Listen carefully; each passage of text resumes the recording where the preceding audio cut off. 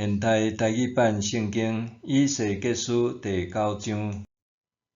了后，我听见上帝大声发：恁遮个负责刑罚即个城的人来，逐个人带杀人的武器来。随时有6个人，逐个带杀人的武器，对圣殿外埕的北门过来。其中有一个穿幼麻布做的衫，约有写字的笔甲墨。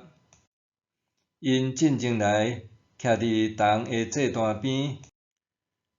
本来停伫天使基路伯顶面的以色列上帝的荣光，升悬到圣殿的入口。上帝叫迄个穿幼麻布的衫、约带笔墨的人来。上主对伊讲：你去，行透全耶路撒冷城，甲遐个为着城内所发生通厌恶的歹事，在土开剔口的人的头额做记号。我阁听见上主对其他的人讲：恁着缀伊的后面，行透全城，下手杀人，毋免可能，毋免疼惜因。无论是老人、少年人、少女、妇女，甲囡仔，拢着杀死。毋过毋通杀遐个头额有记号的人，对我的圣所开始下手。安尼，因下手杀伫圣殿头前的长老。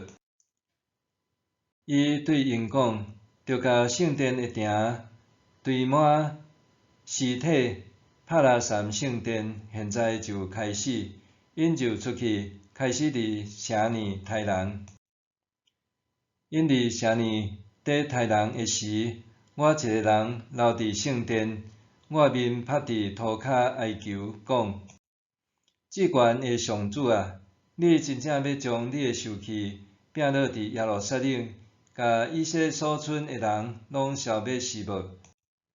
伊应讲：以色列人甲犹太人做大恶极，全国逐所在拢有杀人流血的事件，耶路撒冷充满不义。因讲：上主已经弃杀即块土地，伊拢无得插管。所以我无要可怜，无要疼惜因。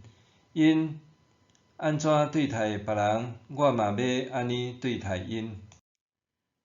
后来，遐个穿幼麻布的衫、约带笔墨的人转来，将这个事向上主报告，讲：我已经照你的命令去做啦。